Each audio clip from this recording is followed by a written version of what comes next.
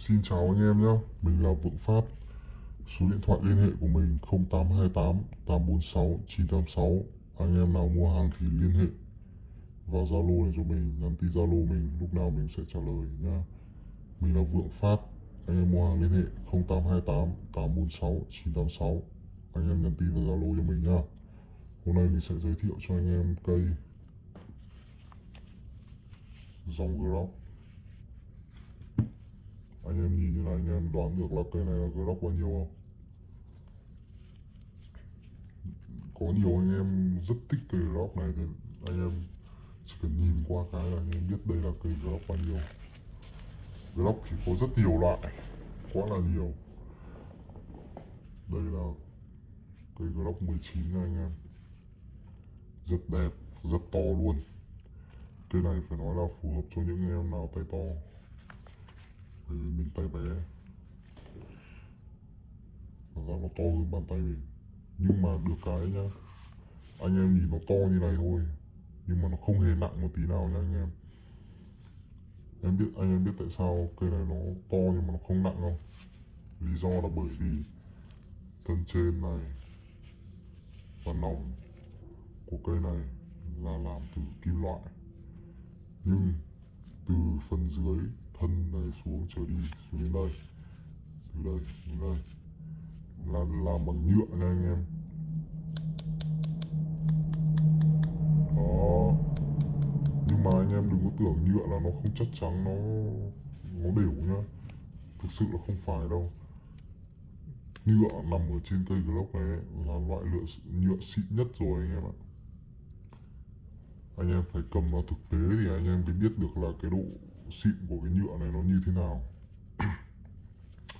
Cầm nó cực kỳ mềm mại và nó cực kỳ là đầm tay luôn, nói không phải điêu anh em. Đấy, anh em cầm này rất vừa tay. Cây này là cây mà cảnh sát Mỹ, FBI Mỹ, dòng Glock ở bên đấy là các cảnh sát Mỹ, FBI Mỹ là hầu như là dùng cây Glock hết, các dòng Glock. Nhìn nó rất đơn giản thôi. Cây này thì nó sẽ không có khóa cò như những cái cây khác, nó chỉ có khóa cò ở cái cò bắn này thôi, nó là một cái cò nhỏ. Khi anh em đặt tay vào đây, anh em kéo hết chỗ này thì nó, kéo hết cái cò bé này thì nó súng nó vẫn chưa nổ. Ở đây nó có một cái đoạn khớp này. Đấy anh em này, nhìn này. Đấy, bắt đầu ấn hết cái này cái mình nhích nhẹ là nó sẽ bắn. Đó, đấy anh em xem khớp này. Đó, cái này là khóa cò của Glock nha. Hầu như là dòng Glock nào nó cũng sở hữu cái khóa cò như vậy, thiết kế như vậy. Mã số đầy đủ cho anh em luôn, nét luôn, không có vết xước, nhìn rất mềm mại.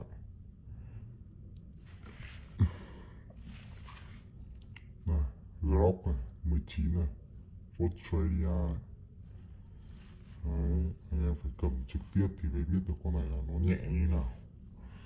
Thật ra nó nhẹ, nó cầm rất dễ, mà mỗi khi anh em vào cầm như này nó chắc tay cực kỳ, và cái phần bên dưới nó rất là mềm mại.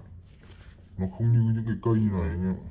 Này, ví dụ như cây 914 này, anh em nhìn xem, nó nhỏ hơn cây Glock này rất nhiều, nhưng mà cầm hai cây nó khác hẳn nhau.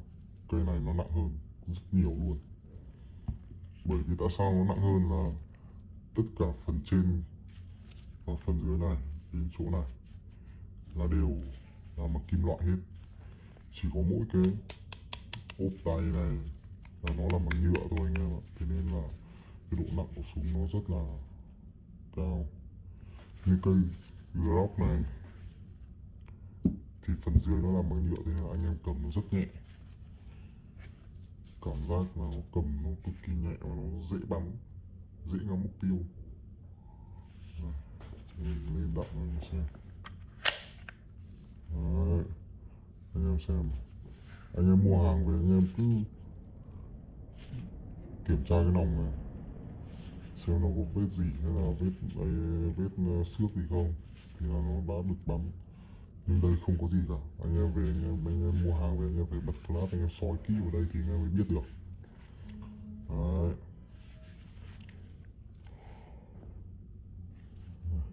Ấn vào đây là nó sẽ về rất khủng bố, rất to. Đó. Bắn là sẽ nổ. Có rất nhẹ luôn anh em ạ. Anh em sử dụng con này phải cực kỳ cẩn thận nhá. Có nhẹ này là hay lỡ tay lắm.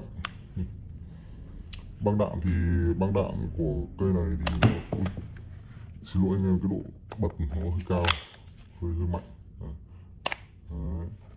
Cái băng đạn của cây này nó sẽ rơi vào để được khoảng tầm 16 viên, bởi vì băng đạn nó khá là to, băng đạn đôi nên là nó sẽ để được khoảng tầm 17 viên đấy. Anh em nào chưa biết cách lắp đạn thì đây, tiện clip này mình sẽ hướng dẫn anh em lắp luôn. Không nói những anh em nào mà đã biết rồi nha, mình chỉ nói những anh em nào chưa biết thôi. Nhiều anh em mới sử dụng thì anh em lắp đạn nó rất cứng, bởi vì anh em làm như này nó rất cứng. Đây là cây này mình còn tra nhớt rồi, thế nên là nó còn nhẹ nhá. Như cây khác mới ấy, thì làm này nó rất là cứng. Đấy, nó khó, thế là anh em này cầm tay anh em dấn vào đây, xong rồi để đạn vào đây, đẩy vào. Đó. Còn bắt đầu từ viên này thì anh em chỉ cần ấn vào cái thân đạn này thôi, ấn vào. Đó, xong đè lại xuống này, anh em nhét vào này. Đó. Và anh em chỉ việc lắp vào sử dụng thôi. Đây nhá. Riêng cây Glock này thì băng đạn nó sẽ không đóng khít được. Nó thiết kế như này là để cho nó tăng cái độ dài của súng và cái cân đối của súng lên, và anh em cầm sẽ vừa hơn. Đấy, anh em lên đạn này. Đấy. Mình khuyên anh em khi mà lên đạn anh em nên dứt khoát nhé. Anh em phải kéo ra và thả ra cho cái sự đàn hồi của lò xo của nó được tương ứng của nó. Nhưng nếu anh em mà lên kiểu chậm chạp như mình ấy thì nó sẽ rất dễ gây hỏng súng và gây kẹt đạn. Anh em lưu ý nhé. Mình làm chậm để cho anh em xem thôi, chứ thực chất ra là mình không bao giờ lên đạn kiểu như vậy. Anh em lên.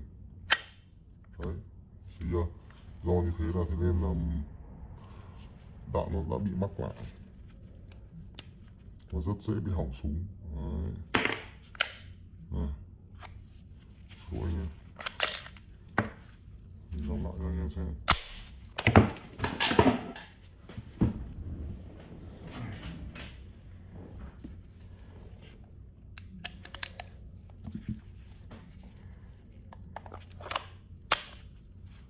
Anh em lấy đạn này. Đó. Anh em nên thả cho nó cái độ đàn hồi của nó tương ứng với cái lò xo nhá. Đấy. Bây giờ anh em mà bóp cò và súng sẽ nổ. Đó. Ok. Anh em nào mua hàng thì nhớ liên hệ số điện thoại của mình nhá. Đây, anh em xem Vượng Phát. Anh em mua hàng liên hệ Zalo 0828 846 986 hoặc gọi điện trực tiếp cho mình cũng được. Nhưng mà mình khuyên anh em là hãy nên nhắn tin nhé, bởi vì gọi điện trực tiếp thì mình cũng ít khi mình nghe lắm về số lạ mà. Đây, anh em mua hàng thì liên hệ số điện thoại 0828 846 986. Đấy.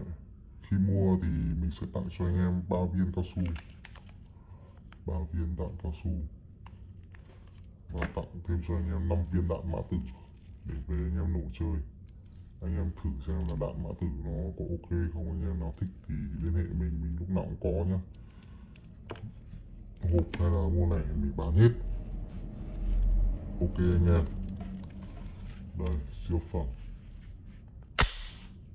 Anh em nào thích liên hệ số điện thoại 0828 846 986, liên hệ Zalo nhá. Đấy, ok. Vượng Phát sẵn sàng phục vụ anh em. Xin chào.